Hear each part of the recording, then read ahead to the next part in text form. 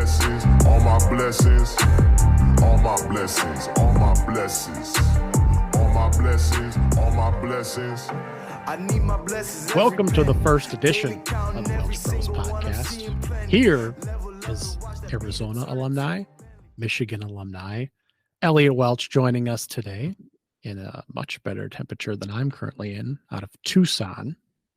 I thought, Elliot, we could talk a little Michigan today, a little Arizona today. How are you doing? I'm good. It's sunny here. It's hot. No, it's not that hot, but it's better temperature out here. I believe it's alumnus, not alumni. I believe alumni is plural. Okay, alumnus. Yeah, it sounds strange. But yeah, we can chat about some really terrible teams and one good team. Yeah, well, let's start with the good team, with Michigan football winning the championship, which was certainly exciting. My preseason pick, did you think they could win entering this season?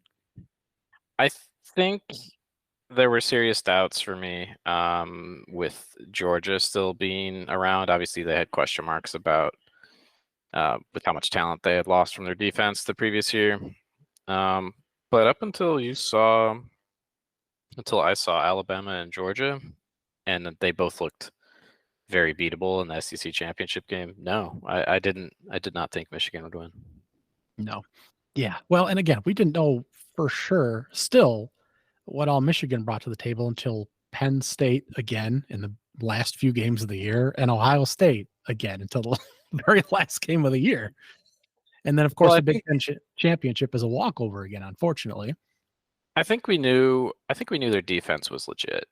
I think we knew that because regardless of, the offense looked different depending on the week and, injuries and if they could run the ball or not. It certainly wasn't the same dominant running team that it was the year before, but the defense seemed like they had, even though they didn't have any real standouts outside of maybe Will Johnson, who is an absolute monster and will be a top 10 pick in the draft next year.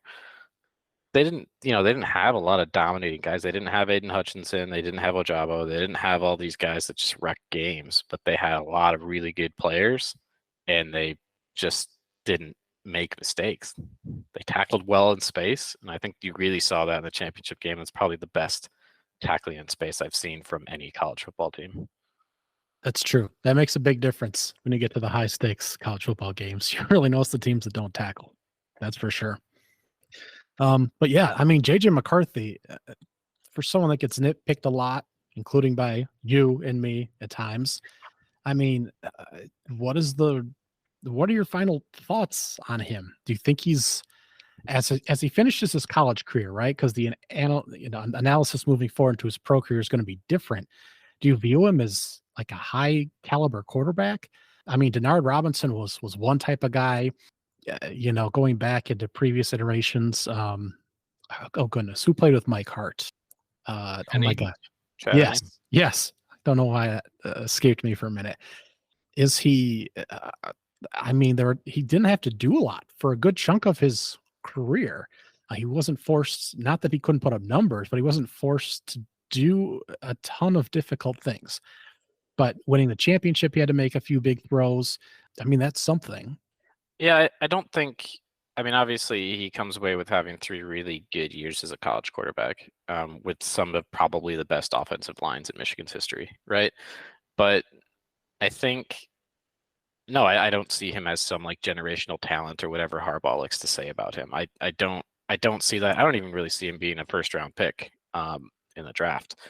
He did exactly what he was asked to do, and he was clutch. Like, he made the plays when they needed him to make the plays, whether that was scrambling for it on 3rd down against Alabama, right when they were backed up in their own zone, making those clutch on the run to his right throws, going out of bounds, and just moving the chains when he needed to. He made the plays when you needed him to make them, and he didn't make the mistakes, right? He wasn't going to lose you the game. Right, the games he lost to was TCU. Yeah. It was the 2 pick sixes, and that really didn't happen again. That was really the only game. Well, it's the only game he lost.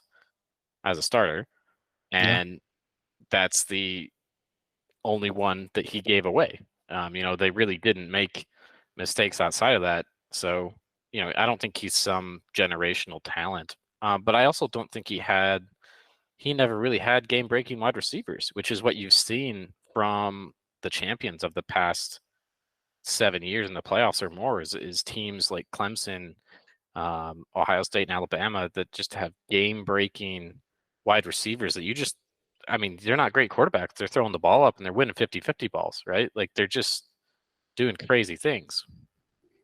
Well, it was a really weird year for that in particular, right? Alabama didn't have great outside receivers talents at all. Neither did Georgia. I mean, Brock Bowers, when they didn't have him, they were lost for a few games there. I mean, Texas had great wide receivers, and they should again, actually moving forward in the next season. They're reloading from the transfer portal and stuff. But yeah, it just goes to show you can win still different ways.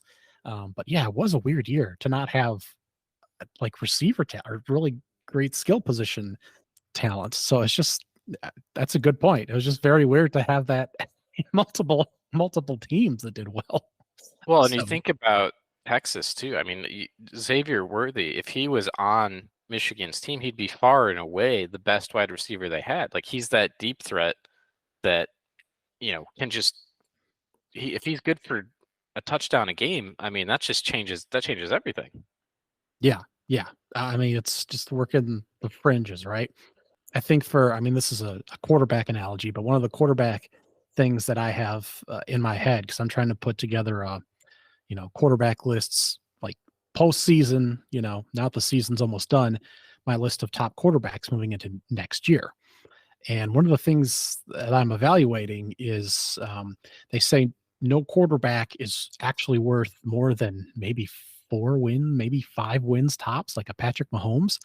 Like, so as much emphasis as we place on quarterback specifically, no one player's actually worth that much as far as a total win, but they can certainly shape the aspect of how an entire game is played. And Xavier Worthy certainly would have been that for Michigan. I don't think there would have been a whole lot of doubt they would, be favorites over Ohio State and some of those other teams. Ohio State in their own right, though, what a disappointment. I mean, didn't have this in my notes to discuss here, but they were a quarterback away from if JJ McCarthy was on Ohio State, and they were able to remain healthy, that would have been quite a team too with they did have the running back and wide receiver talent there, certainly. Yeah, and I think, for the amount of talent that Ohio State has had, I mean, you look at CJ Stroud as well in the NFL, they're really going to miss those guys. Like they, as much as they can reload some of those players, I mean, Marvin Harrison Jr., like you're not going to see them, you're going to see one of those people every 5-10 years. Like they're just insane talents. And so, yeah, I mean, a piece away, a play away for Ohio State. And, it's really hard to keep looking at their roster and thinking like, how are they not getting it done? Yeah, it is. Next year will be very interesting to see with all the guys they have still returning, some of the pieces they're bringing in the transfer portal. Yeah, it really feels like they're going all in, but you also wonder when you bring in that much talent, if there's any truth to like, is it difficult then to build camaraderie on that? Like you can't bring in 3 quarterbacks from the transfer portal and have your people on the roster, and not all those people are going to be there in the fall.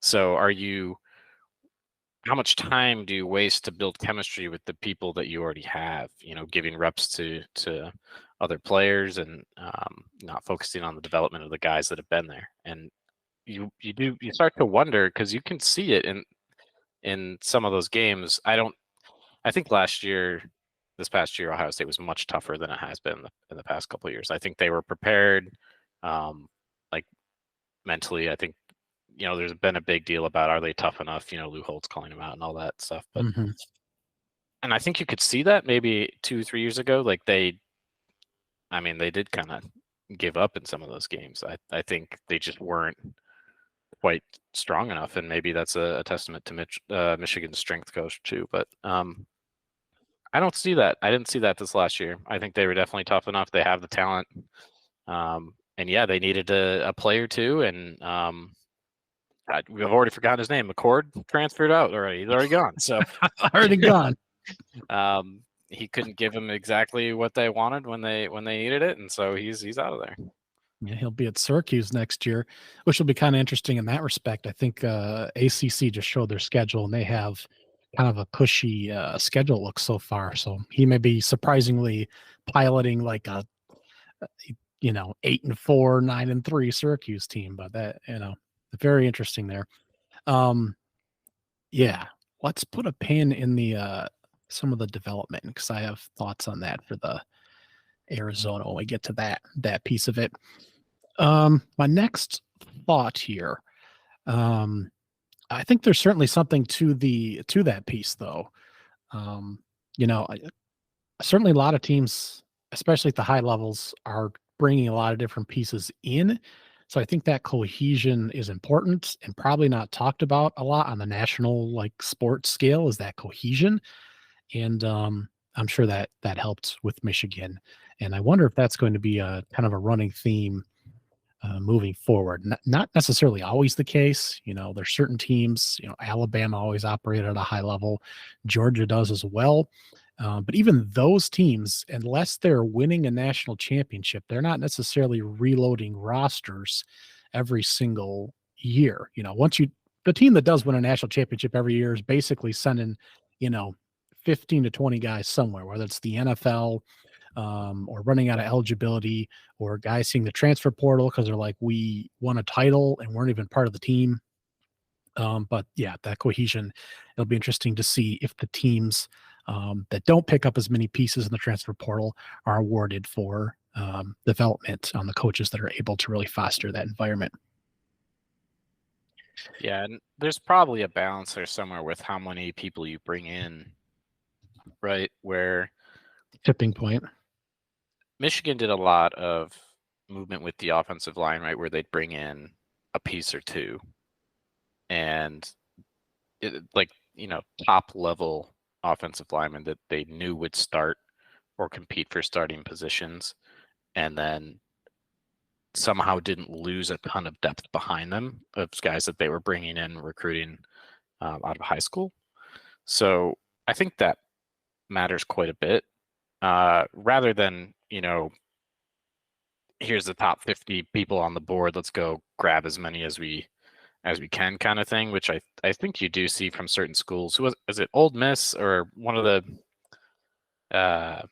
Mississippi schools that was grabbing a ton of transfers, and you got to think that's not sustainable.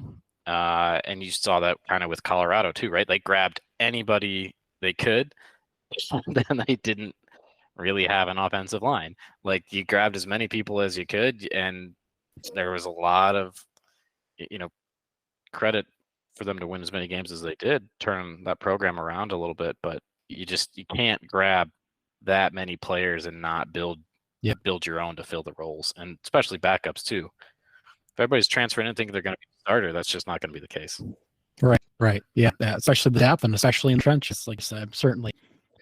So do you root for Harbaugh in the NFL, or are you still kind of, now that he's gone, doesn't really matter? I mean, we assume he'd have success there after all that he had. What do we got here? San Francisco 44-19-1 in his 4 years there. 3 of his seasons are 11+ wins. Of course, he got them to the Super Bowl where he played his brother in the 1 year where the lights were out and they had a weird delay.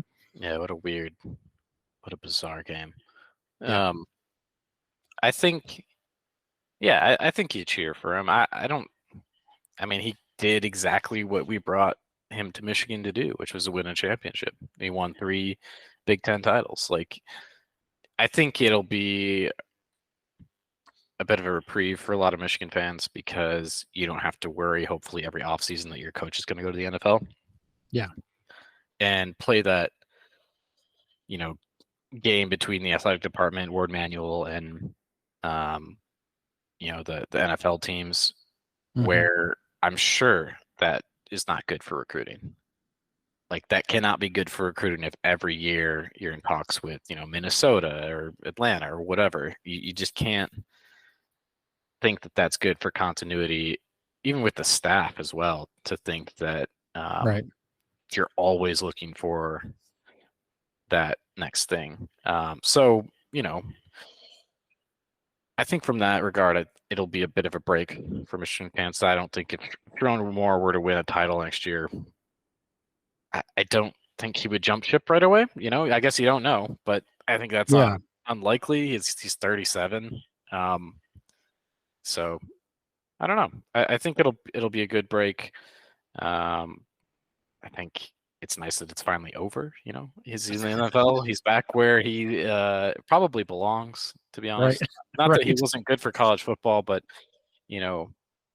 he pushed the boundaries on a lot of the college stuff. I mean, he was the first one doing the satellite camps in the South and really upsetting all the SEC folks, right? Yep. Nick Saban does not like Jim Harbaugh. Yep. He upset a Yep. lot of people down there. Dabo Sweeney, who's really against players getting paid. Like Harbaugh is out there openly talking about players getting a share of the revenue from media rights, and so that doesn't fly. That upsets a lot of people. And whether that's Harbaugh using it as a recruiting tool or not, like there's no other big time coach talking about that. There just isn't. So I'm sure a lot of people are happy to see him move on, and I think he'll continue to be kind of a controversial figure and probably try to push boundaries. But the NFL's a lot different. NFL's a lot different. It's changed a lot since he was there. So yeah, I think it'll be good. We can root for him. He's I don't know. He's back in LA. A lot of things go on in LA, right? They need that entertainment factor. They got to have something interesting. Somebody saying something interesting. If you're boring, nobody will watch you there. So you got to do something interesting. Right. Right. Yeah, I didn't realize Sharon Moore was really so young. I mean, we're hiring, mid 30s, late 30s coaches everywhere now. NFL, college, NBA, all over the place. I mean, he played Oklahoma. Is from Kansas, I believe. At least that's what his wiki says, right? But that doesn't mean he didn't grow, spend his first 15 years somewhere else and move to Kansas, but whatever. So maybe he has some recruiting connections that'll help in kind of the middle area of the country there. Not sure. Certainly keep, other recruiting areas open with that continuity from Harbaugh in other areas. Obviously coached one of the best offensive lines the past few seasons. So the handoff, at least for this year, looks good. And he's in just the weird spot for everyone is going to be, of course, what the pecking order is going to be in general in your conference moving forward with the realignment. And then how much does that matter moving into the new 12-team playoff? Because once you're in, it's a whole different ballgame, of course. I figure 9-3 is going to be like a cutoff now. 4 losses is going to kill you, and you have to be one of the better 9-3 teams to be in consideration by the end of the year. Pretty much, I mean, when you look at some of the final polls, pretty much everyone has at least 1 loss. Quite a few have 2. You start to pile up the losses pretty quick after you count bowl games and everything by the end of the year. Of course, the playoff would come before that, but 3 wins is going to get you in the playoff. So it's going to be interesting. Yeah, I think it's pretty likely that you'll see a lot of, a lot more 1 and 2 loss champions. Because once you get to the playoffs, or you can almost save some stuff for the playoffs, and you'll see teams start to play a lot better towards the end of the year. And I could see some other things in the schedule moving around. People have recency bias, right? Like if you lose at the end of the year going to the playoffs, it's different than losing your first game of the year. Like everybody was trying to say Alabama was a completely different team at the end of the year than they were at the beginning with Texas, right? And they were definitely improved, right? They figured this stuff out with their offensive line, and Milroe got better. But then a lot of the same things showed up at the end of the year, right? And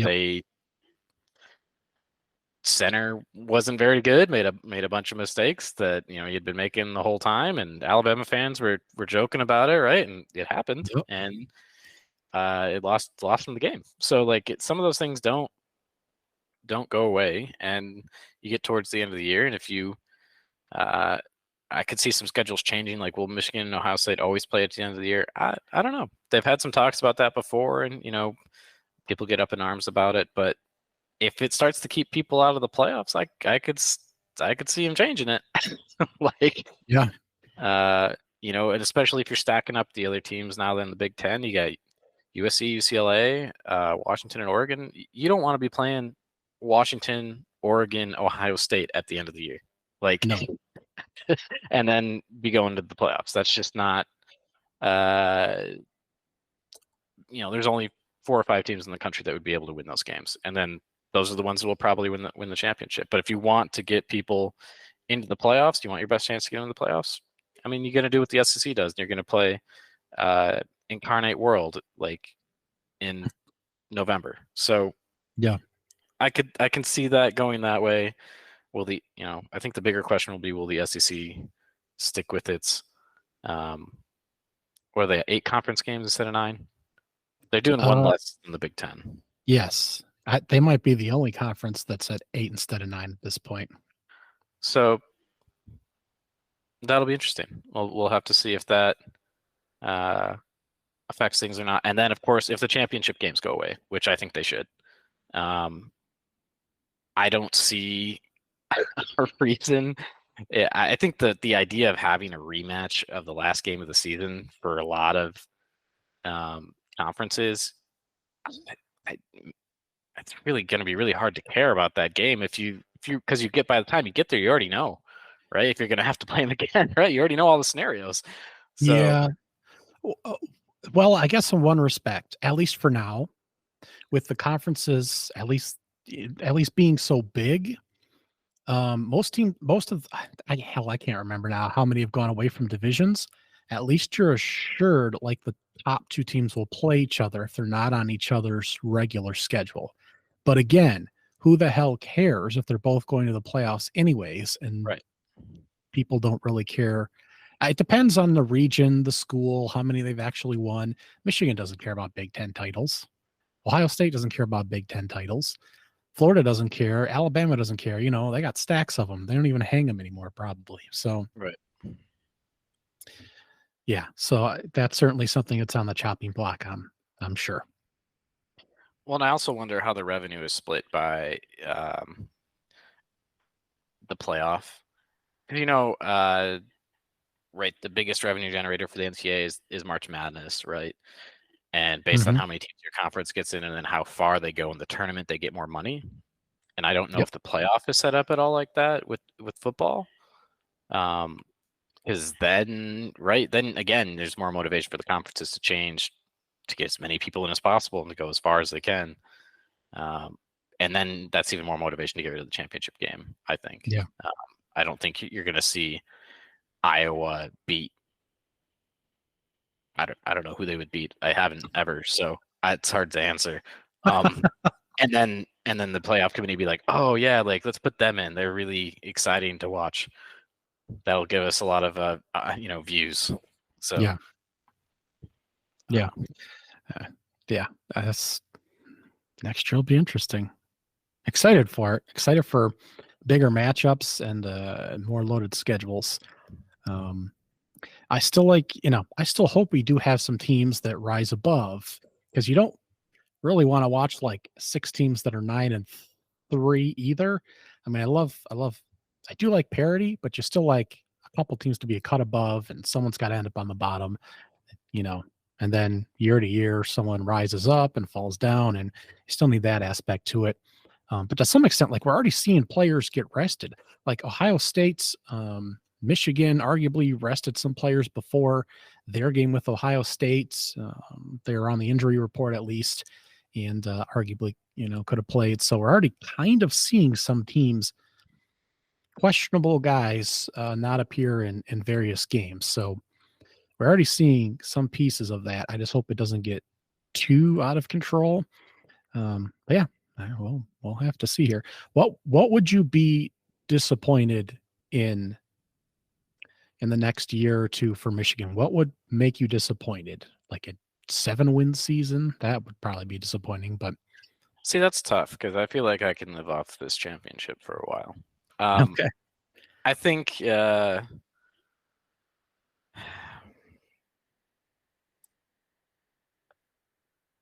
don't know. I think I would be okay with. I think it depends on the recruiting, right? If we Mhm. still see that they're recruiting at a high level and they're bringing people in and they're not matching that, that would be disappointing. I think, they have a lot of pieces coming back on defense next year, but we don't know who their quarterback's going to be. And you could Yeah. say that about, the last, you know, teams that win championships, their quarterback leaves if they're old enough, right? So Right. their stock's not going to get any higher. And you really don't know. Everybody's like, oh, that team has a good chance to repeat. People aren't saying that about Michigan, by the way. No. They usually do about Georgia and Alabama, but they're sure as hell not saying that about Michigan, which is interesting. Because they don't, you don't know who's going to, that's your main signal caller. And yeah, he's like you said, only good for 5 or 6 games, but they lost a lot of talent. I mean, they're playing. The schedule's totally different too. I'd have to really see. Mhm. I guess 8 wins would feel disappointing, but Yeah. depends on what those losses were too, right? Like, Right.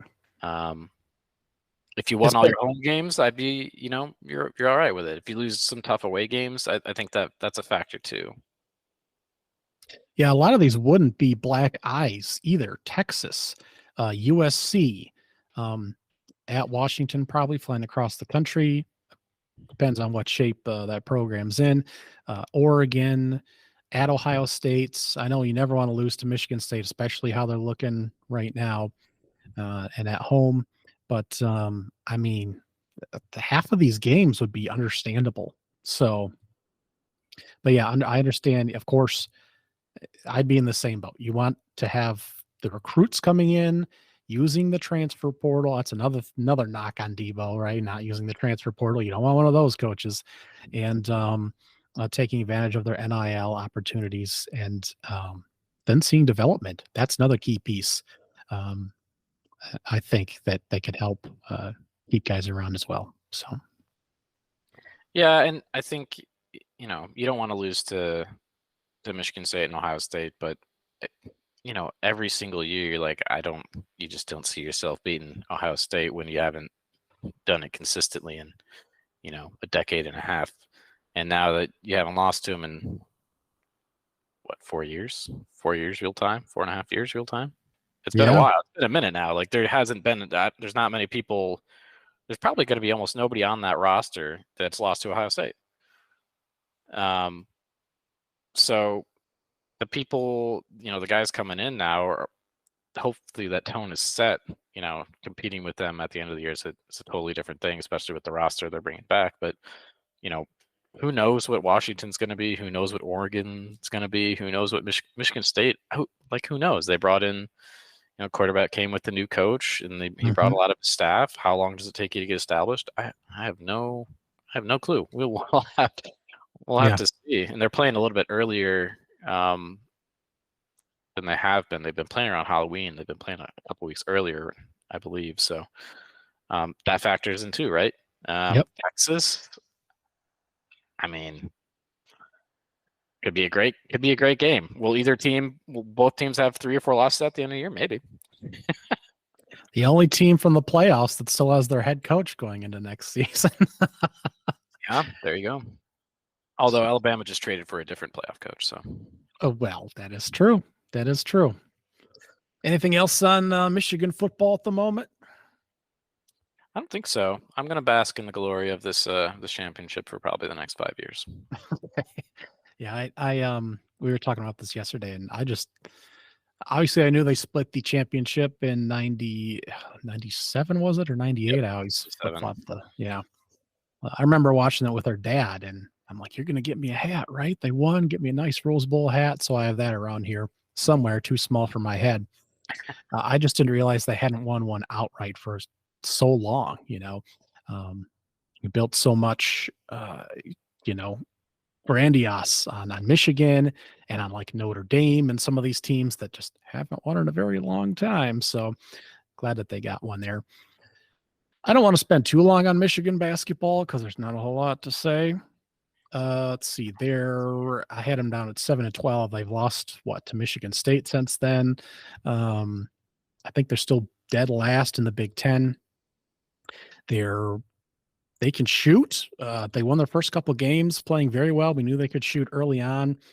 So I guess really my question is Jet Howard and his strangeness. They had like a big Fat Five reunion for one of the games this year, and it was really completely under the radar because of all the other weirdness that's going on. Yeah, they beat Ohio State. Yeah, okay, yeah. So yeah, that's the game it was. Okay. Couldn't even remember if they won the game or not, to be honest. That interrupted their 3, 4, 5, 6, 7, 8, 9 game losing streak. Yeah, there we go. Jeez, Pete. At least they won that one. Mm-hmm. Are you watching mini games? Are you really indifferent on Howard anymore? Do you want him to stick around? Are you fine if he goes? Where's our temperature gauge on Michigan basketball, where it's at versus where you think it should be? Yeah, it's incredibly disappointing. I mean, I watched the first couple. I didn't watch the first 2 games, Asheville and Youngstown, but I watched them against St. John's, against Patino, and they annihilated them. They looked like, I mean, they were passing the ball, they were shooting well. I mean, they were really up by like 30 points in that game. It really seemed like at one point, which is a way they've looked before. When they had a rematch against Villanova a couple years ago after the championship game, and they went and played at Villanova, and they just dropped they beat them by like 30 points. It was not a game. And then you just see them lose to Long Beach State, watch a little bit of the Memphis game, and then they just start to come apart. You start seeing a pattern, right, where they turn the ball over at a ridiculous rate. And they're not it's not even like trying to make plays. It's like not paying attention. Yeah. And it's also the rebounding and not seeing him box out or seeing him ball watch. Because I mean, they can score. That's really hasn't been the issue. Especially with how much they're turning it over. Like they're still scoring. So I think it's very disappointing. I don't think Juwan Howard is the solution right now. I think there's an issue with that and the rest of the staff. And I think we've seen that in some different reports, especially with the strength coach, Sanderson. And there's not enough depth. They just don't play together. I've actually seen them in the past couple games play quite a bit harder. And I think that's so crazy to me. That's one of the things you can see really clearly is how hard they're actually playing, or at least to me, that's something I can really see. If they're boxing out, if they're trying, the ball's just not going their way, right, or it tips off them, or a call goes one way or another. You're okay with that happens. It's a basketball. Yeah, but they have been playing harder. I mean, they played really well against Michigan State in the first half. Yeah, they did. In the first half. And that's in the past 5 games, that's probably where I've stopped watching because they're winning in all the first halves and they just completely fall apart in the second.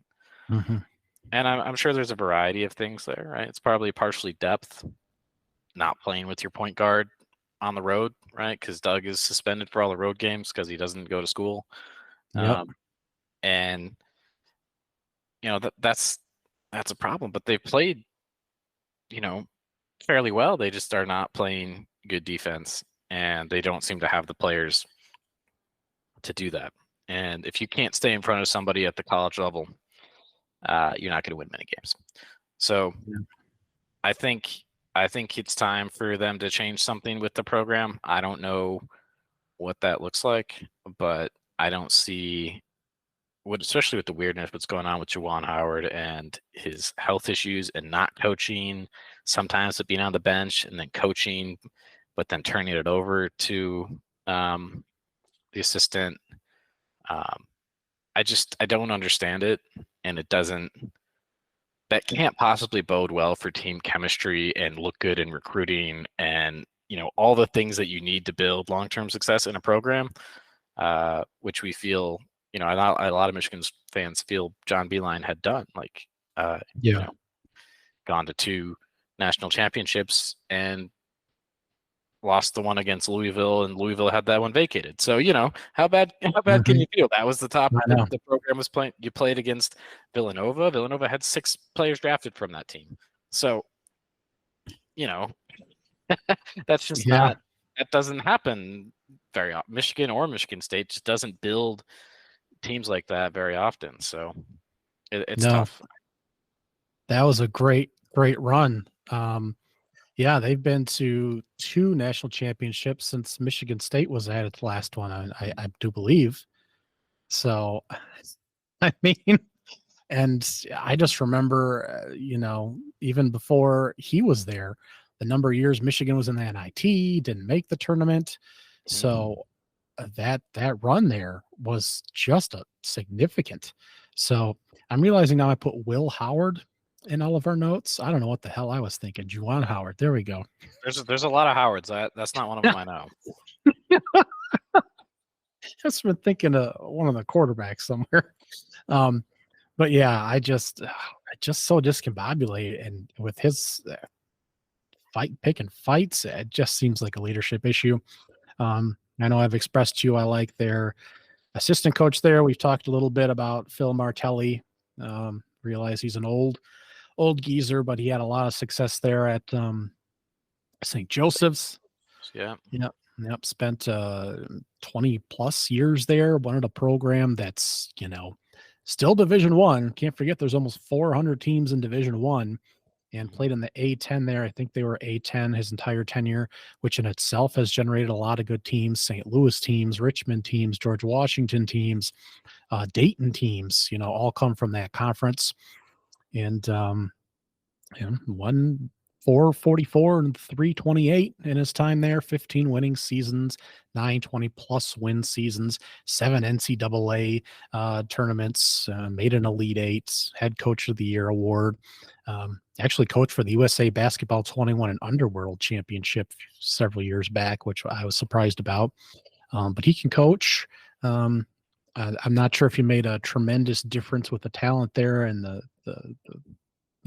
group that they had there while he was sort of stepping in for Howard, or did step in when he had the heart issues. And then when he was technically an assistant, but still on the bench, I'm not sure of his impact. And, we discussed a little bit,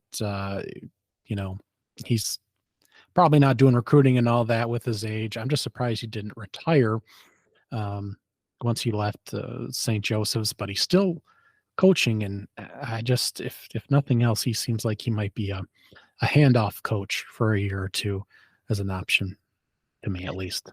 Yeah, he seems like a steady hand. I just, I think there's no excuse for Michigan to be at the bottom of the Big Ten standings in the beginning of February. That's just not. They have the resources to make a change and find.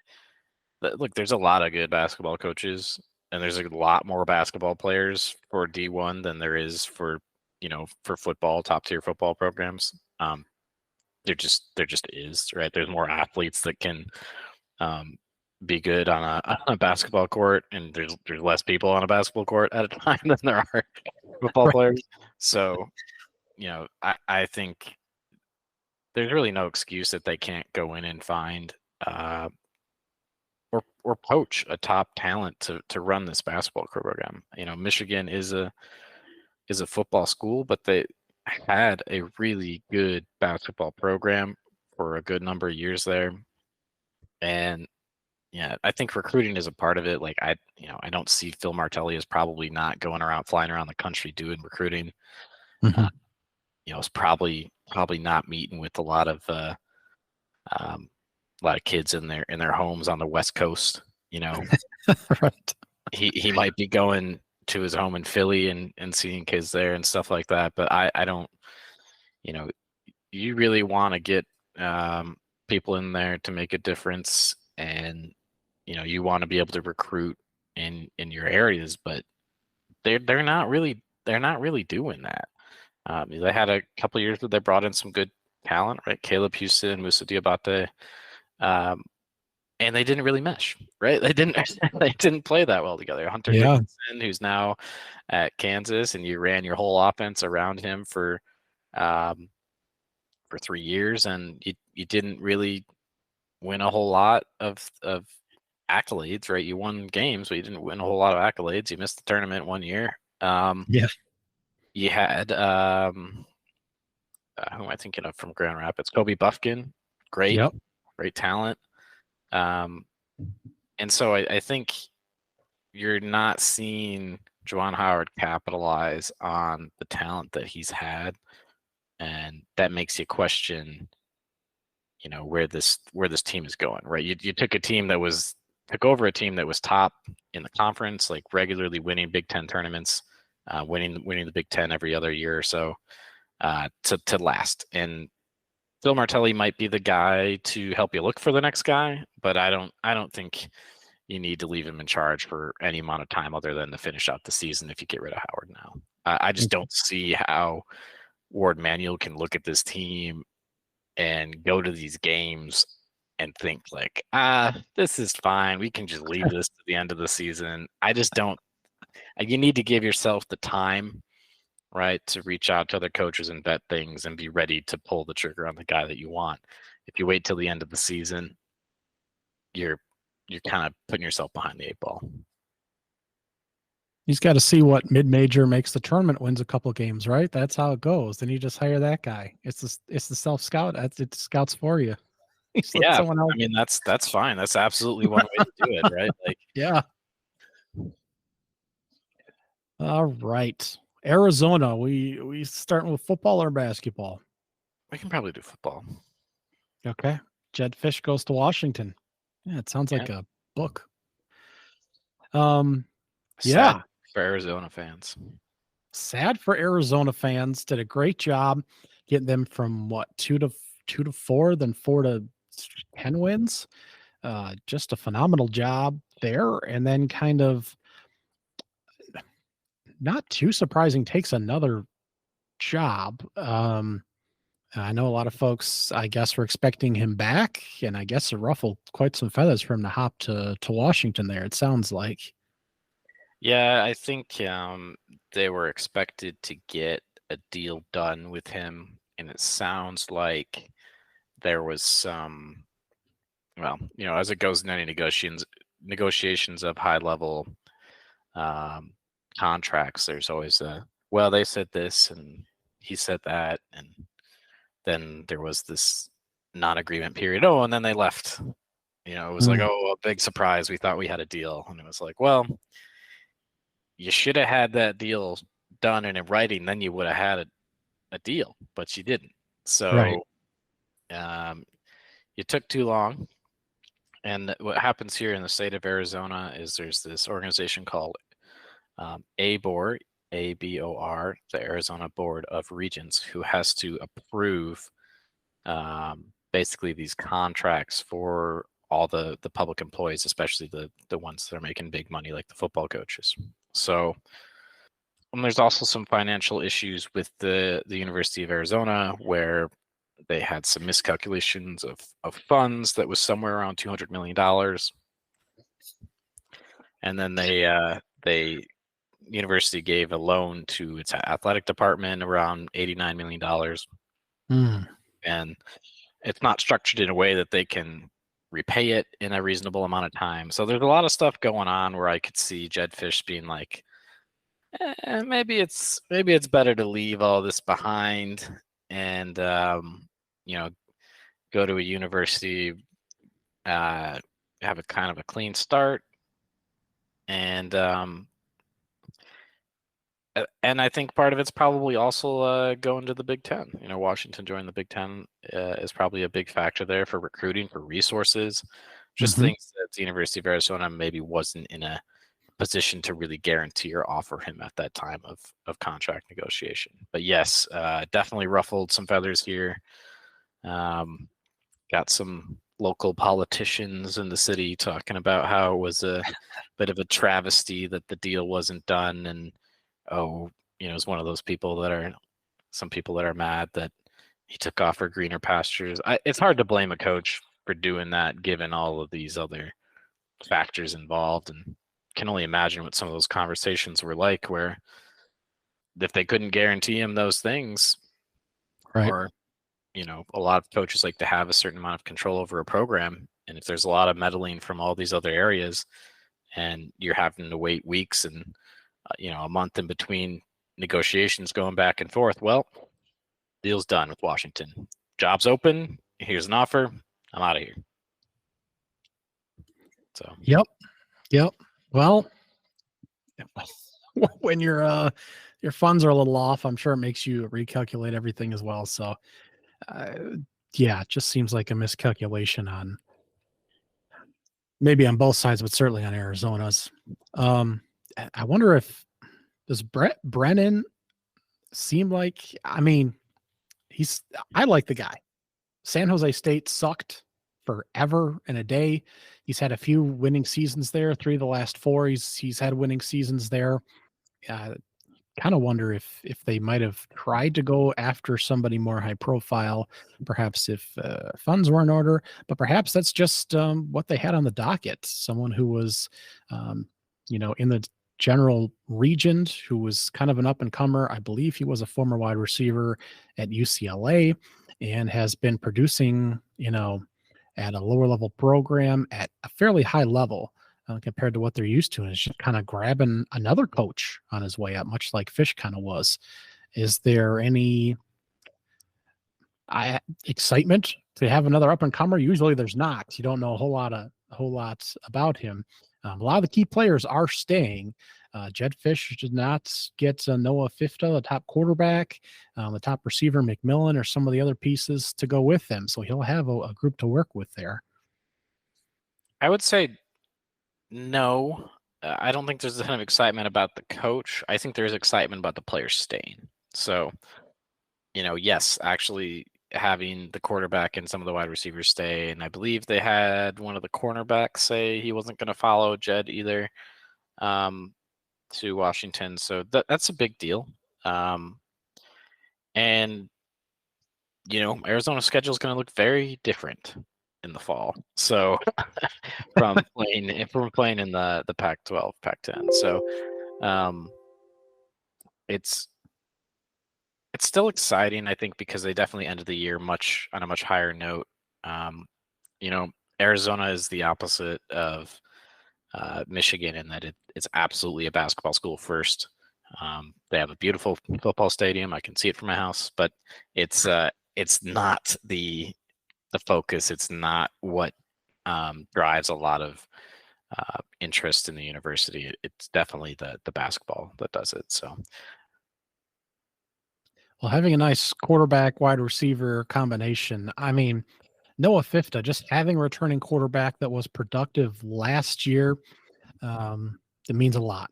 So they could be in the running to possibly win the Big 12 next year. The brutal road closing to the schedule at BYU, at TCU, at Central Florida, at Utah is going to be tough, but that means they play a good chunk of their games at home to start the season. And according to some numbers, 24/7 Sports there had them as one of the easiest schedules in the country. So I'm excited to watch them next year for sure. Yeah, and I think if you looked at their schedule last year to start the season, you would say they weren't going to have an easy time either. But USC didn't turn out to be who we thought they were going to be. They played very well in the game against Washington at home, and I was at that game, and you could see that Arizona wasn't just a pushover team anymore. They played pretty tough defense. They had a good strategy against Penix, and they were in that game into the fourth quarter. So we'll see if they maintain that kind of toughness and having a different type of schedule.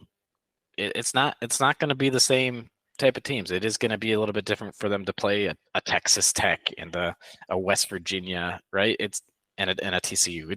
That's just different. They didn't really see a lot of teams like that in in the Pac-10, Pac-12, whatever it's called now. Yeah. It's gone now, so it doesn't matter. No, it doesn't matter. Yeah, that'll be fun to watch. Speaking of fun to watch, the high up-tempo Arizona basketball, winning big games and losing to losers, really. 3 road losses to not very good teams. Washington State, Stanford, and Oregon State most recently, right? The metrics still like them a lot, but are they winning the national championship? That's the question. No. I think they're actually a worse team than they were last year. It's funny with Caleb Love, who can just put the team on his back and score, 15 points in a row, but can also lose you the game. So that's kind of how they're going right now. You would think Ballo and some of their big men would be more of a reason for that, but from the games that I've seen, it's really, turnovers is still kind of a problem. Defense is really not as good as it should be with the athletes that they have. Mm-hmm. But no, I don't think they'll make some noise in the tournament for hopefully the right reasons this year, unlike last year. Losing to Princeton definitely had a lot of people, a lot of sad Wildcat fans. But they also, you look at their schedule right now, their best win right now is against Wisconsin. Yeah. They throttled Wisconsin, who is now a top 10 team. Mm-hmm. And I've watched a fair amount of Wisconsin, and Wisconsin's a very good team, but they're not the most consistent. And so you just saw them lose last night to Nebraska, giving up a 16-point lead or something like that. So I haven't seen a really strong dominant team other than Purdue, who seems to have a lot of trouble with Northwestern.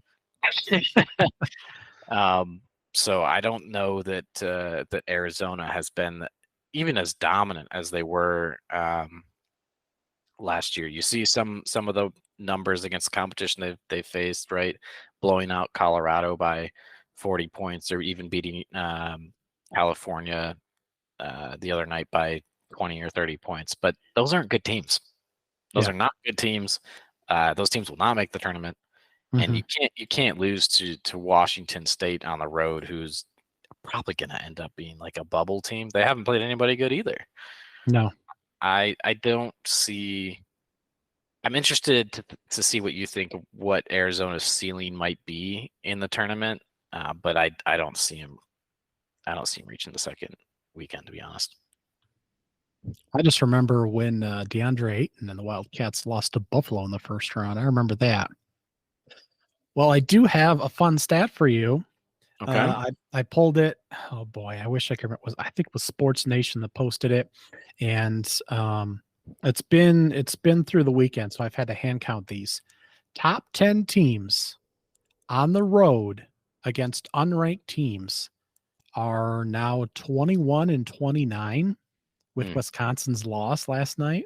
Yeah. That is nuts. Yeah, it makes betting it made it challenging in the beginning of the season, I'll tell you that. Definitely lost a fair amount just thinking, you could just take the chalk, right? You could just take the Purdue, against Northwestern on the road. Nope. So yeah, that's wild. Again, I think that speaks to there's just not many dominant teams, right? I really don't see that one that stands out above all the rest. And I think, obviously that makes it better for March Madness. Oh yeah. Last year, I don't think people really knew how good Connecticut was going into the tournament, right? Right. But I don't think anybody watched the finals because they demolished every team they played right there. What was the stat? They beat every team they played by double digits. Yep. They were not close games. No. You could put all your money on Connecticut for every game Cover the spread. Cash it out. It was automatic because they were just just dominant, and you don't see a team like that. Speaking, Connecticut's not bad this year either, but you don't really see a team quite like that this year. Yeah. Well, last year they would have been like a number 1 or 2 seed. I think they had a couple injuries in the middle of the year, and they lost 4 or 5 in a row. And I think they lost 7 or 8 in the regular season period. So without that little dip, that little swing, they probably would have been seeded properly. But yeah, then the way they just plowed through the tournament was uncanny. Um, I haven't gotten a chance to watch a whole lot of their games. They're one of the few, regular top 20 teams right now that I haven't had a chance to watch a lot of because they're blowing a lot of people out again. And I watched a little bit of them playing somebody the other night. They've got St. John's, I believe, coming up here. But yeah, I mean, to be able to, you have a better chance of betting on the unranked team when they're playing a top 10 team in their building right now. That's just crazy. But moving on, I mean, more to your Arizona ceiling point. Again, so I was going to tell you some of the finalists or some of the cuts to the award lists came out today. The Wooden Award for Player of the Year has a cut to 20. And Caleb Love is on that list. He's also on the list of 10 players currently in the running for the shooting guard, the Jerry West Award, which with, 18.2 points per game, 4.8 rebounds, 1.2 steals. Those are great numbers. That's a volume thing, though. Yes, you're right. Exactly. And he's on one of the best teams in the country. But again, what's number 43% shooting, 33.3% from 3, which is actually higher than he's been at times, and almost 2 turnovers a game. They played an epic game against Florida Atlantic, of course, one of the best games of the year, in which he took the last shot and wasn't close on that. And yeah, we've discussed the team's going to go as he goes, and he's going to fall flat somewhere along the way. Again, we can nitpick the offense and defense overall, and the competition, the metrics like them. This could still be like a Final Four team or an Elite Eight team, but it could also be a Caleb Love is going to take 30 shots today. Well, let's be realistic, 22 shots today and hit like 3 of them. I mean, that's in the cards. You'd hope he'd defer a little bit more. I actually really like their big guy, that Ballo. I like watching him play quite a bit. I actually wish his shooting percentage was a little higher since he only shoots from right around the cup there. They have some guys that can hit from 3. But man, would Michigan be better off or worse off if Caleb Love had completed the transfer there? Yeah, that's a good question. It's hard to say. It's really hard to say because Jalen Llewellyn, who came back from injury this year, was grad transfer last year, he played great. He played amazing against Michigan State in that first half. I mean, he looked like a starting point guard on a top 15 team. And that's playing without Doug McDaniel. So you would wonder how Caleb Love would fit in there. And there's that crazy stat over the last 5 games that Doug McDaniel has played in. He's taken like 35% of their shots, or close to 40% of their shots for the team. Yeah. So I don't know who else would shoot the ball if Caleb Love was on the team. I don't think you win a lot of games with 2 players putting up the majority of your numbers. I mean, you see the same thing in the NBA, right? Almost a different sport at times, but you see Luka Doncic dropping 70 points and then losing the game. So, that's not really how you win games. You need multiple people in double figures, and you need some points off the bench usually. So I don't know that would have worked out the way Michigan wanted it to, which is interesting because I know he was one of the higher up on the board for the transfers, but I also don't think he was Michigan's first choice. I think he was somebody they were going after after they missed on somebody, and I can't think of the name right now, but it would have definitely been interesting. I don't know that it would have alleviated any of Michigan's frustrations. Yeah, I don't I don't think so either. Like shooting's not their problem, and shooting is what he does. So I don't think he's a terrible defender. I don't know if he would have helped enough on that end to stem some of their bleeding, but quick thoughts on the Lions making it to the conference championship game? Should have won that game. Yeah. It almost seems like they're on a similar arc to Michigan, doesn't it? Where Michigan made the playoffs the 2 years. The players stayed on the field to watch the other teams celebrate. Yeah. And you get all those guys back. Really, they got a bunch of cap space, but they got like $40 million in cap space. Yeah, they got to pay off, but they got some room to make some improvements to that defense where you get Aiden Hutchinson some help. You get corner or somebody that can tackle or wants to tackle in the back. And, they did have some guys come on late. I'll give them credit. That safety, I cannot remember his name right now, but That's all right. Lots of names. Yeah. They've got some pieces, but they also had some players, they had injuries like any team, but they didn't finish out the way you would expect.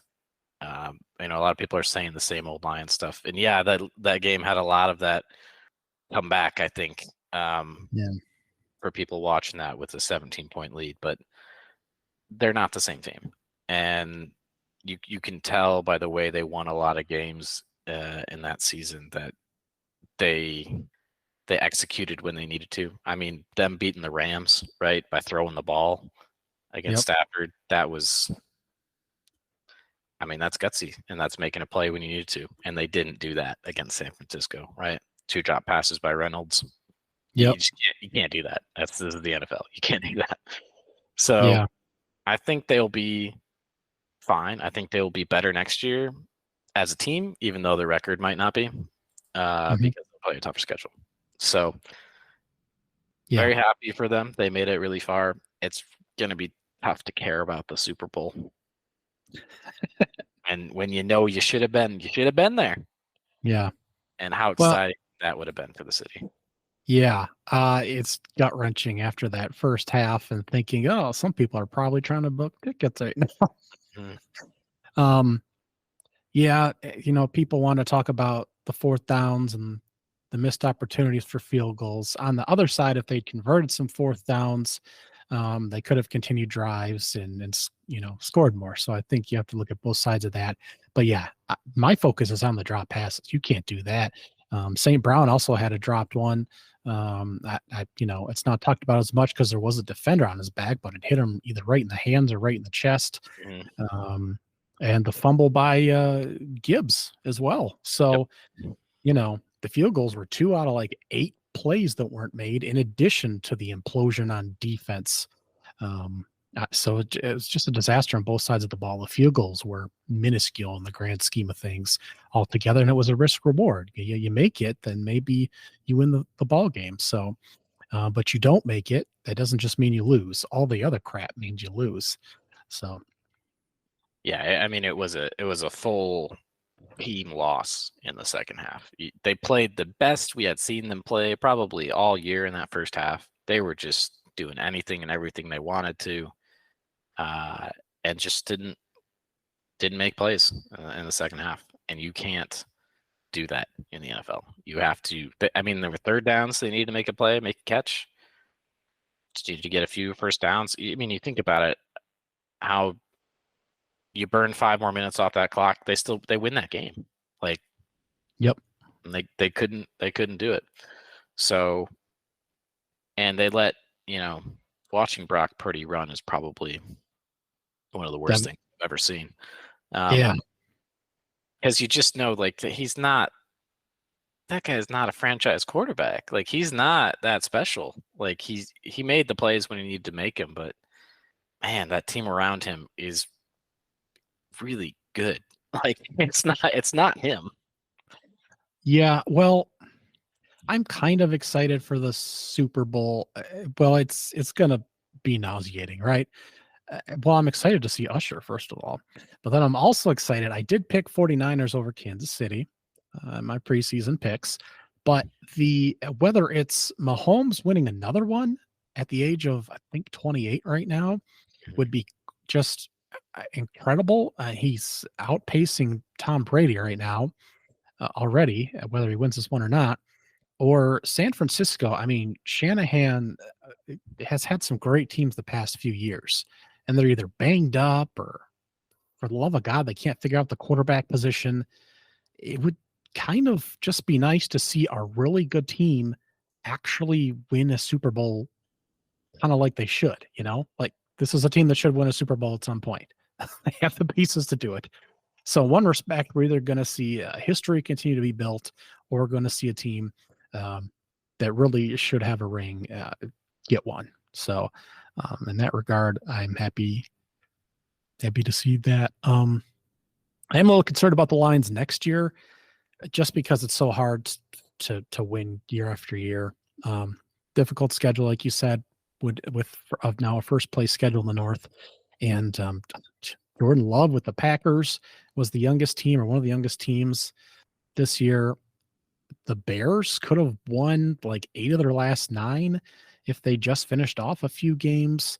And then we have the Vikings, which, all things considered, with the injuries and stuff, were not an atrocious team. So the Lions, again, not all progression is linear, and it seems like the team that's going to continue to rise. I'm a little nervous next year, though.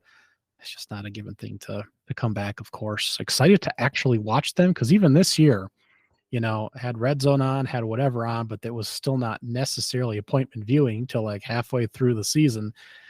But yeah, next year, just a little, a little bummed that we made it that far, and just, it's really just devastating. Yeah, I mean, there wouldn't have been expectations probably to win the Super Bowl, which is probably why it still would have been fun to watch, right? Yeah. Like once they got there, you were like, oh, well, then this season has been a tremendous success. Yeah. I mean, and it still was, but the problem is you had it, it was there. That's what makes it, I think, so painful. It's not like you got destroyed by San Francisco. It's not like, you didn't really feel like San Francisco deserved to win, honestly. You felt like the Lions gave it away, and that's the painful part. Yeah. All right, so we went to When We Were Young Fest, which is a mouthful, back in October. So the first one was held in 2022, held by Live Nation in Las Vegas, the fairgrounds. And the original headliners were My Chemical Romance and Paramore. And it's like 50 bands on 3 stages, all on one day. It was a Saturday out there in October. And then they added a second day. So it was same thing, Sunday, but 2 different sets of tickets. And didn't make it out the first year. But when tickets went on sale for the second year, I hopped on it. Green Day and Blink-182 co-headlining. I think Blink had just announced that the original group was getting back together, the original guys. So I was on my queue on my computer, refreshing to get in the ticket line. I eventually did. And I was like, who am I going to take on this little venture? Just got a couple of tickets and decided to invite you, Elliot, to fly out with me there. Again, just a smorgasbord of bands here that we grew up with. That's the whole theme of the events. Not a lot of modern, guys that still release music but have been around for a while. What was your first thought? Yeah, I mean, looking through the lineup for it, I've always wanted to see Blink and Sum 41, and knowing a lot of stuff from Good Charlotte, Newfound Glory, Bowling for Soup, just a lot of bands that, obviously, that's the whole point. You knew them from when you were younger, and very excited to try to see as many as possible. And I don't think there was like a set time or anything out yet, so I was for when each band was playing when. So I was just very excited to try to see all of them at least Yeah. once in my life, especially the original bands. Green Day. Yep. I don't think you're gonna have many chances to see Green Day. It was like, if Eminem were to go on tour again or something like that, like, or you had a Yeah. chance to see something like that. And yeah, of course, we want to see that. That was kind of my thought. Yeah, set times weren't out yet. I wasn't entirely sure how they fit all the bands together. Knew we'd probably have to skip some, just because they'd be performing at the same time. Wasn't sure, what the setup was like, how easy or how difficult, I should say, it would be to move around. But just kind of figured we would fly out there and figure it out. We listened to all kinds of these. We used to burn each other CDs and had the early MP3 players from the Mhm. first one I had was just a brick. It was like 3 pounds. I still have it here, and all kinds of stuff pre the iPod video players, which are all ancient now since you have it all on your phone. But yeah, just all of these good Charlotte, Rise Against, Yellow Card, Sum 41, Simple Plan. I mean, Bowling for Soup, all the stuff that we used to listen to. So we had a number of problems with the Airbnbs. One canceled. It was literally 1 week before we were supposed to fly out there. Something going on with toilets. I don't know. I ended up in some group message with like the homeowner and like a plumber or something on Airbnb, B&B. Just like, I don't know. Then I booked another place and had a problem with that one. She's like, oh, this is actually not available anymore. So we ended up way off the strip. Cheaper, I guess, though, and it was fine for a couple day needs there. And we flew in, what did we fly in? Thursday night must have been then. And that Yes. was just a ton of people for both of our flights. I flew in earlier than you did, but the crazy folks getting out for this festival, we thought we'd get there a day earlier, maybe avoid some of the craziness, but getting out of the airport there and trying to catch an Uber, What just a horrible experience. yeah. I've been to a lot of airports, and I think the worst part is you can see the strip from the airport, Mm-hmm. but you can't get there because you can't walk out of the airport to the strip. No, it's not designed that way. You could take a bus. You could go down where all the people who look really sad are waiting for the public transit that you would think would take you right to the strip, but it doesn't. The first thing the Uh-huh. bus does is it goes south. All the buses that exit the airport go south first, which makes no sense to me. Uh-huh. There were thousands of people in line for the taxi stands, taxi cabs, and then there were thousands and thousands more waiting for Ubers on every level of this parking structure, which is how a lot of airports do it now. Yeah. And I had probably 3 or 4 Ubers cancel on me. The price range was probably anywhere from 75 to like 160, $170 to get an Uber, which is like, I wasn't going that far. Like I know Yeah. the geo-fenced area around the airport and all that, but like it should have cost me maybe $40 at the most. But there were people that were like setting up camp waiting for their Uber. And there were just so many thousands of people coming in, and you just couldn't get out of the airport unless you paid an exorbitant amount, and you were lucky enough that they actually didn't cancel the ride on you. So Yeah. horrible experience. Yeah. If we were on the strip, would have been easier to split a cab with someone, but we were not on the strip. Purposefully stayed off the strip because we could have paid a little bit cheaper to stay in a nicer place. Then again, multiple cancellations. It's also Just like a the pain. number one city that you're not supposed to go around and ask random people to get in a car with you, you know? Yes. But like you reach a point where you're just like, are you going anywhere close to where I'm going? Can I fit in your trunk of Yes. your Uber? Can I give you like $50 and you just get me somewhere close and I'll figure it out after that? But it's dark. It's 10 o'clock at night for me. I have a suitcase. Like, you don't have any options. Yeah. No, it was pretty terrible. So we stay at technically like a condo, just I think so. it's like some kind of condo apartment, which was fine. It was fine. Nothing super exciting. Yes, you get in late night, which is wee morning for me. Friday we don't do a whole lot in Vegas because, quite frankly, neither of us we were both feeling under the weather, unfortunately, Yeah. which was not in the cards. So we plan to going to hang out. So not a whole lot happened for us on Friday. What do we hit? The dog bar and grill or Just something some like that. brewery, yeah. Not Brewery up the street. Yeah. Yeah. That's what else did we do? Did we do anything else on Friday? Is that when our friends flew in? And did we go? Oh, we were trying to go see Avril Lavigne. That was on Friday night. Yes. I was like, oh, I got too many nights in my recollection here. So we did try to see Avril. Okay. Yep. So old friends Leslie and Ren flew in, and they were able to get tickets last minute, which was kind of not surprising, I would say. But some folks couldn't go last minute. So they were able to pick up some real tickets. Certainly been scammed before. Pick up some tickets and fly out.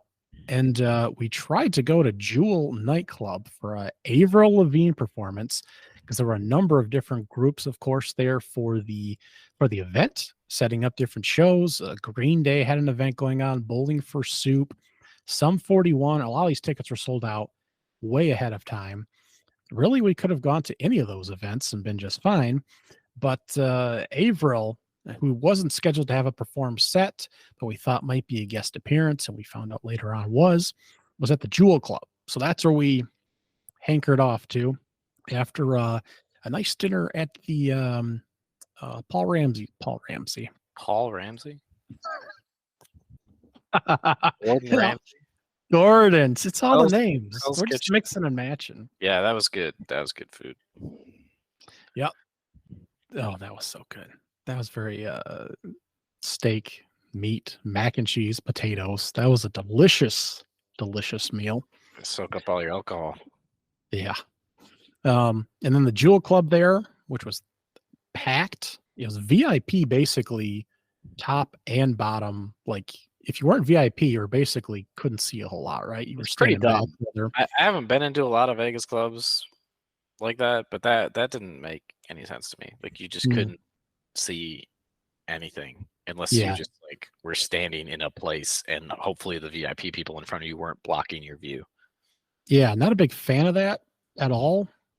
Just not a big fan of that at all. DJs were kind of cool. The rest of the experience would have been fine. I don't mind going to some of the clubs and seeing that experience specifically in Las Vegas. I was having a good time. Nice servers. Didn't wear a whole lot. Very kind. So that was fine. We just found out that Avril Lavigne wasn't going on until like 2 a.m., which was problematic for us in the Eastern time zone, which would have been 5 a.m. And we had to get up the next morning for the festival, obviously. So we didn't get to see Avril. We left. That was not going to happen. So we Friday would not have made it in time to the actual thing we were there for, which was when we were young. So that was the right choice. It was the right choice. Yeah. So Friday didn't go exactly as planned, but we had some bonding time. We had some clubbing time, and we had some steak. So now the real event.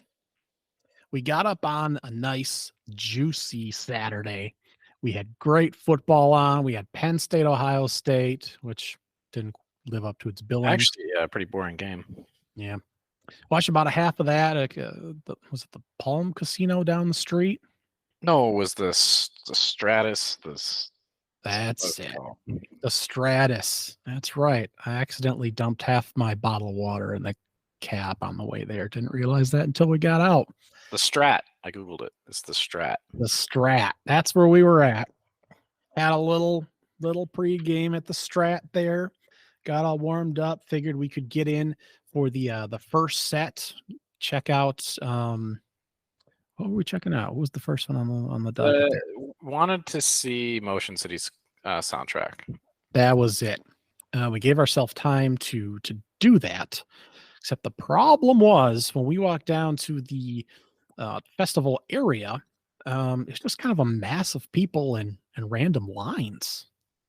It's very unclear where we were supposed to be going, what line you were supposed to be standing in. there were lines that would form and then curve around, and then just thousands of people walking up and cutting that line off because there was no understanding of where you were supposed to be going, really. I mean, there was one direction to go. There was just way too many people not forming any kind of orderly queue. There was just no type of queue outside of that. So it's just a mass of people all going towards the same direction, and then people trying to figure out how to get through. And we went through three separate security lines? Yeah. Checkpoints. There were a bunch of different lines. We went through different checkpoints where they did different things. And it wasn't until you got through the first one that they just basically started chucking water bottles at you and just laying out pallets, literally driving around and dropping off pallets of water that people were just ripping open and just stuffing in their pockets and chugging down because it's hot. It was hot. It was really hot. You were in the sun. There was no shade, like trying to get in, nothing. Nobody holding up a sign saying, go this way or this line for this ticket type, nothing. Yeah, we waited at least 45 minutes before we went through the first piece of security, and that was the first employee or event person that we saw there. There was no one, showing where the lines were or anything like that, because there were like 15, walkways to get in. And when we initially walked in, there were like 7 ends to the lines. And I was like, where's, is there a shorter line? Because there's more line entrances than there are lines. So clearly there must be shorter lines here because we have no idea what's going on. So we just went up and found a shorter line. we're not going to stand at the end of this long one. Like, there's got to be, entrances with shorter lines. They just crisscross, I guess. So yeah, we didn't cut anybody, but we found a line that was like 100 people shorter simply because it was in between 2 longer ones. So we just walked right up there. So, but once we got in there, it was a pretty nice display.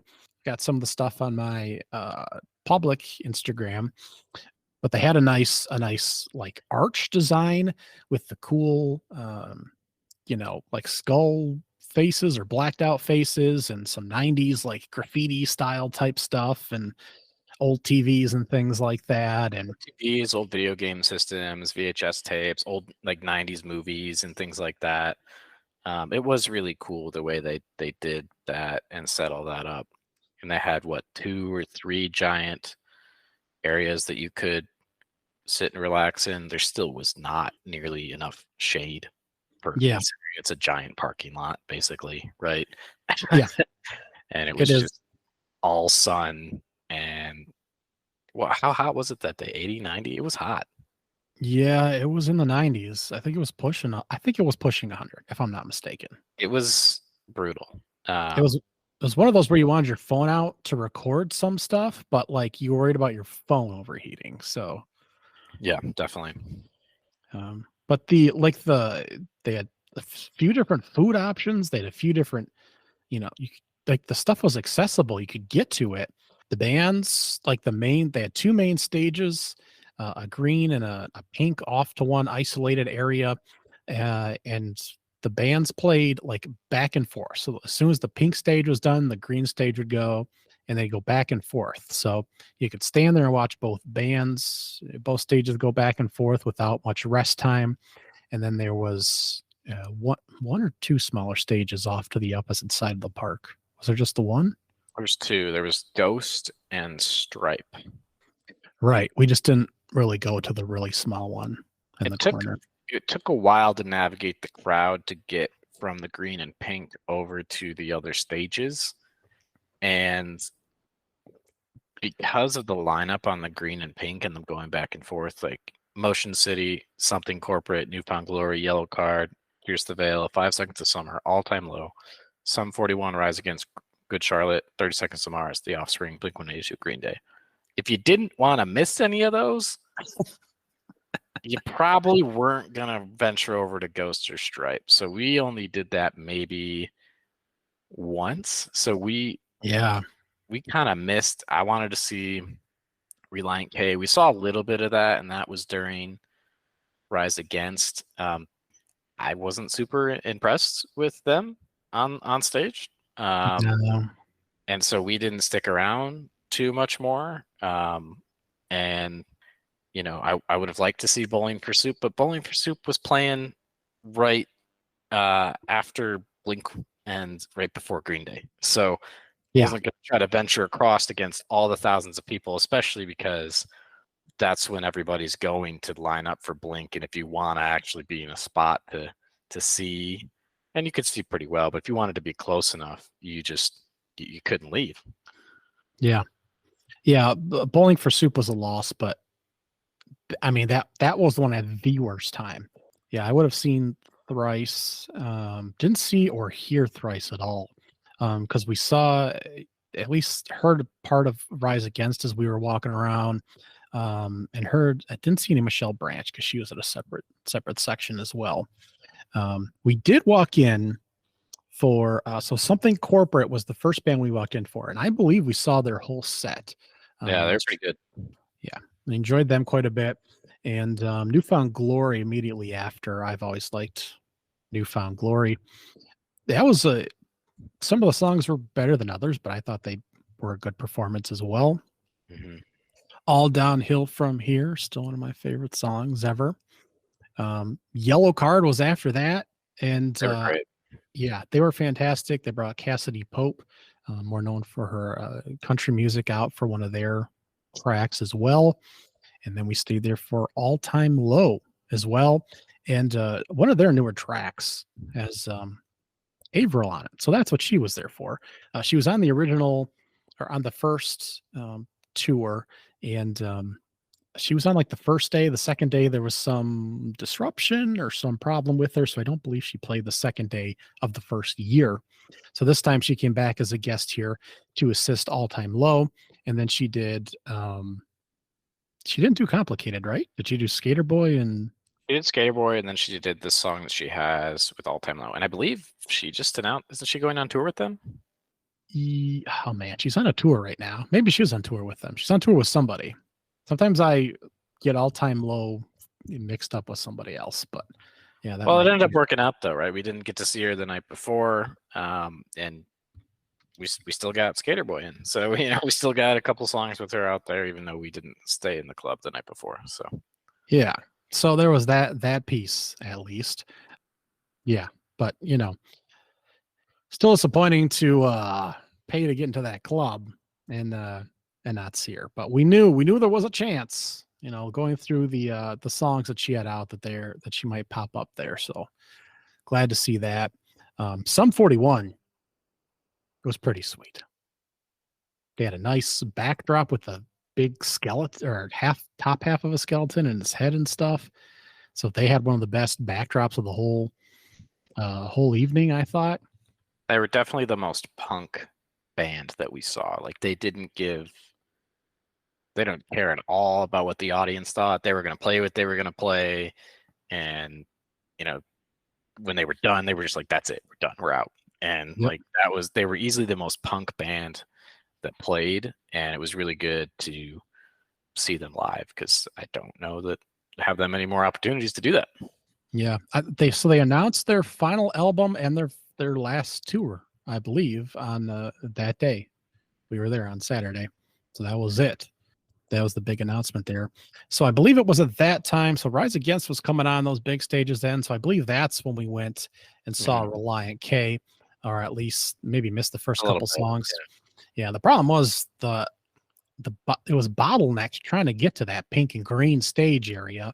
And it really didn't need to be, right? Because it is basically in a big parking lot, but they bottlenecked that area to make it like kind of a walkway in to the stage area. And basically the end of the bottleneck walked you back out to like concession stands and stuff. But the problem was when you backed up on like the lawn area to see the stage, then people just stood in the walkway and then they stood out by the concessions.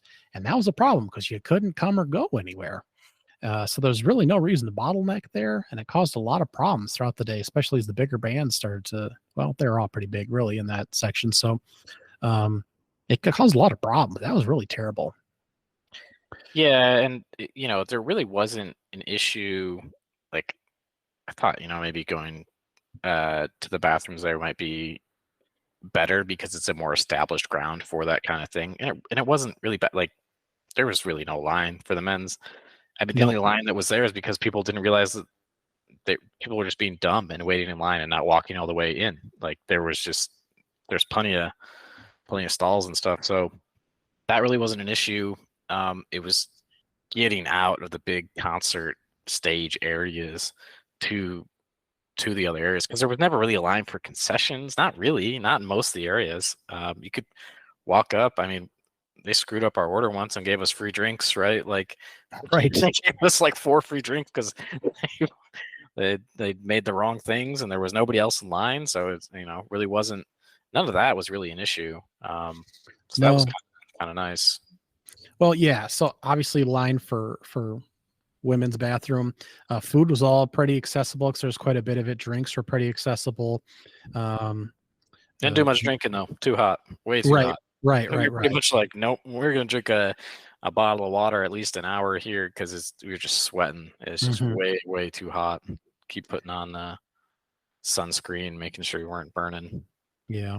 Merch took a few minutes. To get through that longer line, but they had some cool stuff there.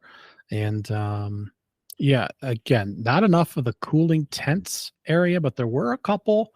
You could carve yourself out a hole, but not enough spots. You're kind of sitting on the ground, not quite enough shade, but not for nothing. They had something with a little mist and stuff like that. Not enough like personnel around. We did discuss that.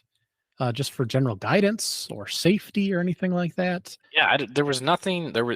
I think it was interesting because there was nothing. We saw a couple people just like pass out for a variety of reasons, right? And one, it was just so hot, and yeah, there was no. I didn't see anybody. I know they had a first aid tent and stuff like that, but there wasn't like a call this number if you need help, or like here's directions to this tent. There wasn't really anybody standing around. It was all fair game. You're talking about, up to the 2 big stages, just kind of having it bottlenecks. There was no security around what I saw anywhere, really. No, that just seems problematic. More with the heat and people having strokes. But yeah, I don't know if it was Leslie that said she saw a fight break out, or if it was you somewhere, which was problematic too. No security there. So yeah, it was really people. It was millennials self-regulating, really, right? It wasn't. Yeah, I didn't see people that were generally seemed like fairly well experienced concert goers that were just like, nah, we're not doing that shit right now. Like you can go over there and do that, but you're not doing that right here. Like we're just here to watch and go home and not die. So right. So all things considered, we're not experienced festival goers. I've a list of several I'd like to check out, but I thought it was pretty well set up. We got a nice little picture there by the I might make this podcast cover, actually, our little picture together there with the display. And we missed the skateboarding section. Tony Hawk was there too. Oh yeah, we missed Tony Hawk. I forgot about that. Yeah, I just forgot about it while we were there trying to chase the bands down, but they kind of had that over in one of the corners there. So we did miss him. Good Charlotte. We were kind of in a not back corner. We were kind of getting food and doing some stuff, but we did hear them certainly and see them. We were just off for half of their set, but we certainly heard all those fellas. 30 Seconds to Mars. I didn't realize you were not as familiar with 30 Seconds to Mars. I don't know anything about 30 Seconds to Mars. I still don't, and I watched their entire set. That one guy is weird. That one lead singer who acts like he's like Jesus. That's a weird dude. Yeah, the actor, Jared Leto. He is weird.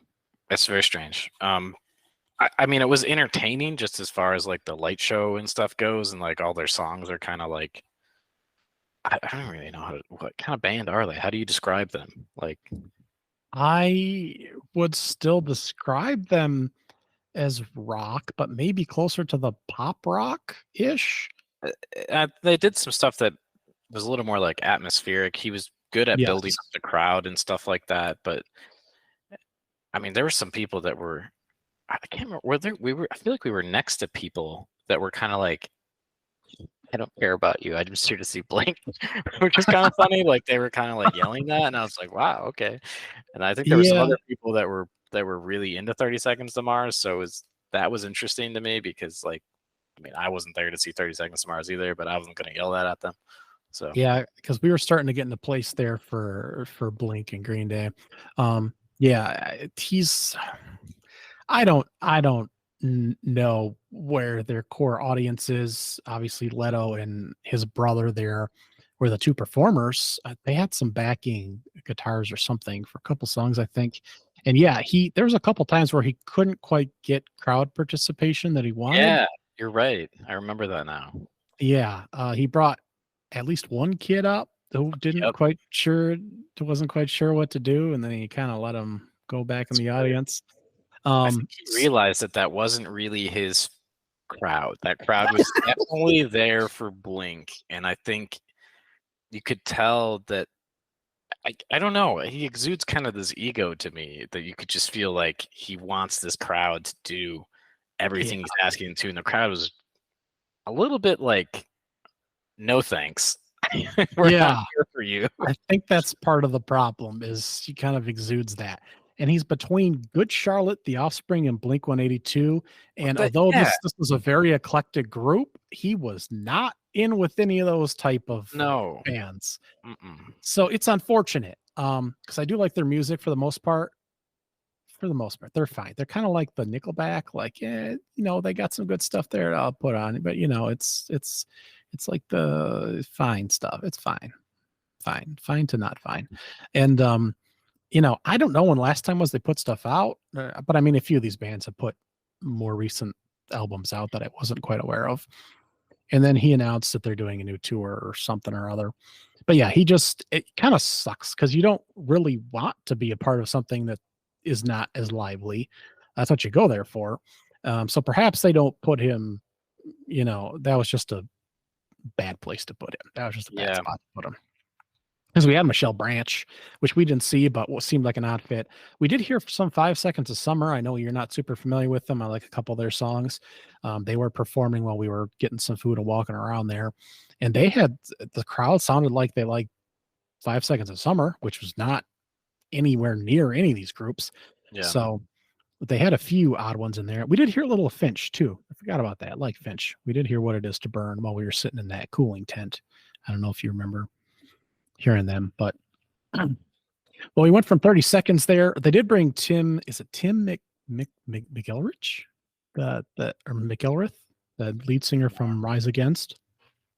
Oh, yes, you're right. I remember that now. Brought him up for a song as well. And then we went into The Offspring, which I'm not terribly familiar with. Yeah, I wasn't I mean, I know a couple of their songs. I wasn't. I'm gonna be honest. I was much more impressed with All Time Low. I liked All Time Low a lot more than I thought I would. Yeah.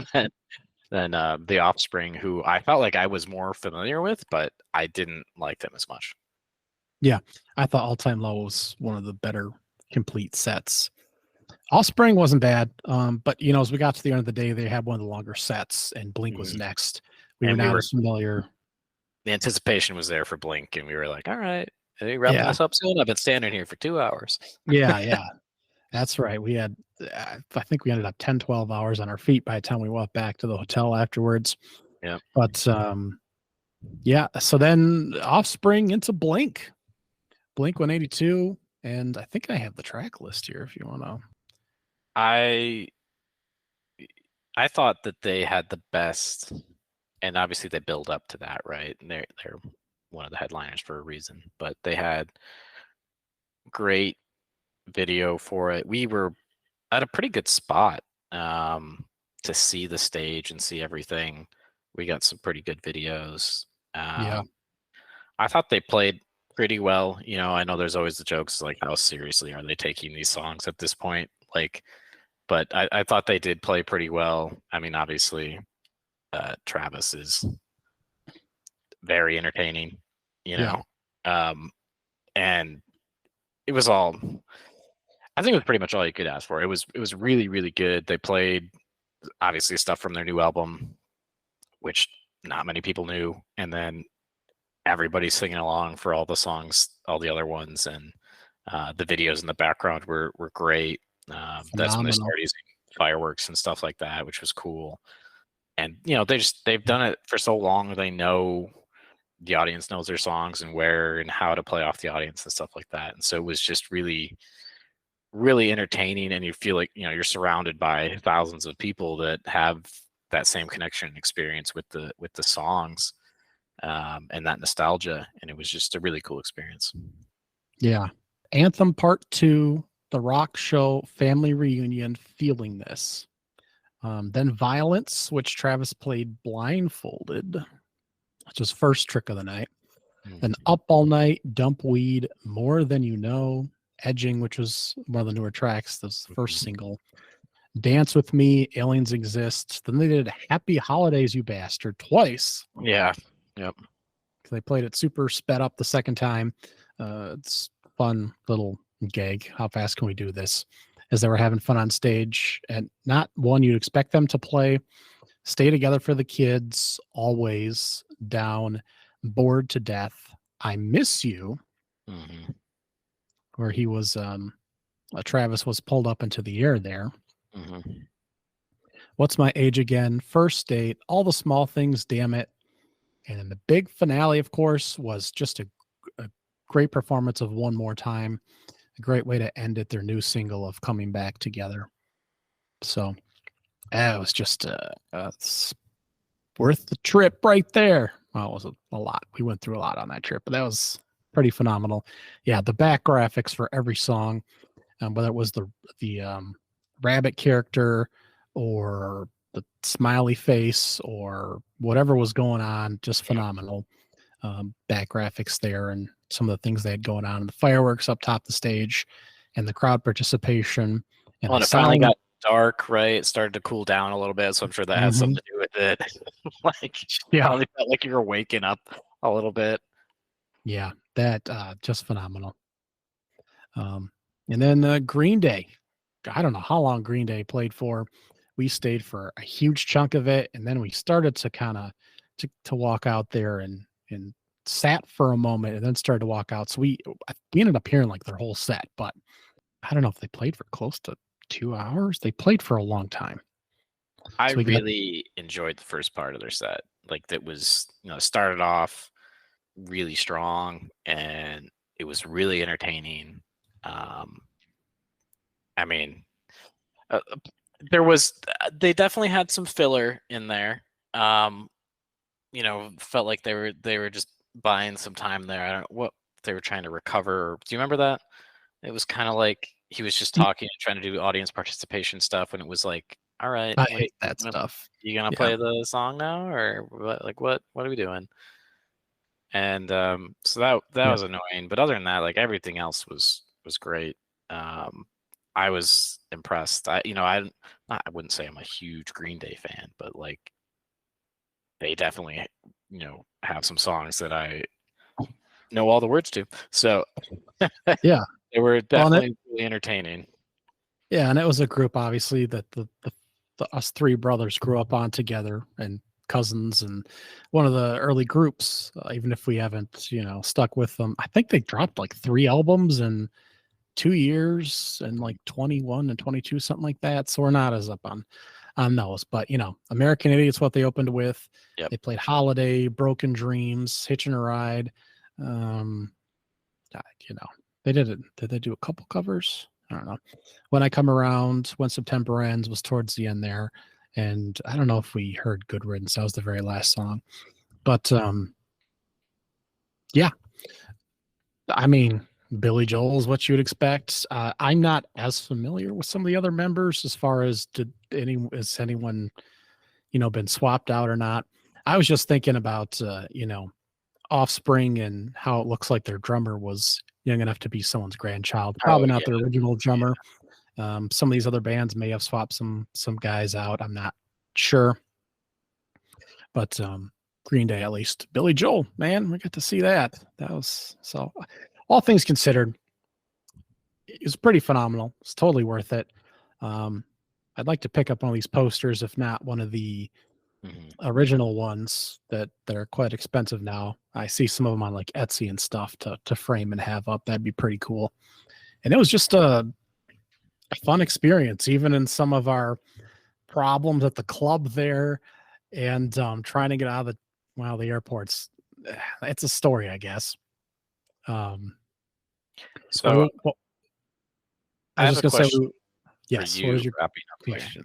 Yes. So your first of all, I want to know what your favorite band was that you saw that day, and then if there were any bands that were on this list here that either before or after the festival you listened to that you either discovered or were started listening to again.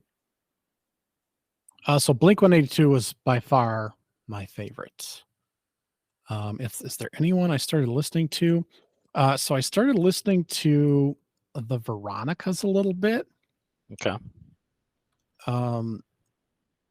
In part because I listened to some of their music, and in part because they look like supermodels. And I was like, oh, who are these girls? And I was like, oh, they can sing. That's fantastic. Uh-huh. So won't lie about that.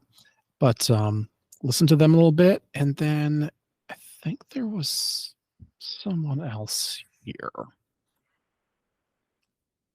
The Academy is a little bit as well. I had like 2 Academy is songs on some kind of CD I burned or something when we were younger, but not full albums. So I listened to them a little bit. Other than that, I hadn't picked up anyone new. I don't think. So for me, Blink was definitely really good all around. I enjoyed pretty much all that from start to finish and have no regrets about waiting and moving up slowly through the crowd to see them where we were at. Yeah. Definitely worth it. Knuckle Puck, actually. Really?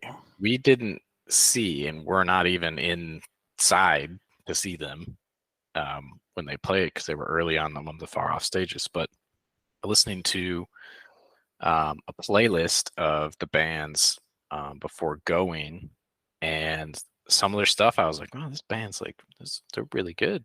And I started listening to more of their stuff. And yeah, I'm pretty pleased that I want to go back again and listen to more of that playlist because I definitely didn't make it all the way through. There's a lot of stuff in there. But I was pleased with that. And I wasn't sad we didn't get to see him because of everything else we got to see. But right, hoping that there's some more stuff on that list that I'll also discover. Yeah, I still have that on my list of like playlist to go through as I punch out my microphone here. It'll certainly be something I go back to more in the summer. I'm just so deep in the sports stuff at the moment that I don't listen to as much music. But I was certainly listening to that when we went, and probably dig back into it. Knuckle Puck, though, I'll circle. I'll put some puck on. Yeah, check them out. Okay, I'll certainly do that. Well, this year's We Were Young Fest don't have tickets, but they're doing something else new where the bands are each playing a full album, to my understanding, which sounds really cool. So I hope that's a fun event. And I don't know, maybe next time we can do like a Rolling Loud or do Drake's Festival up in Toronto, since our other brother will be moving up there in that general vicinity, or J. Cole's Festival in North Carolina. Something else fun. Something less hot. Yes, we'll do something less hot. Who are the co-headliners this year? Oh, My Chemical Romance is back and Fall Out Boy. But there are a whole lot of bands. Yeah. All right. Anything else on rap, Elliot? Not for me. All right. Thanks for joining me. Go Blue. Go Maze. Bear down. Knuckle Puck. All right. Knuckle Those are Puck. the highlights. Yep. Okay. We'll talk to you later. All my blessings, all my blessings, all my blessings, all my blessings, all my blessings, all my blessings, all my blessings, all my blessings. I need my blessings every penny. Daily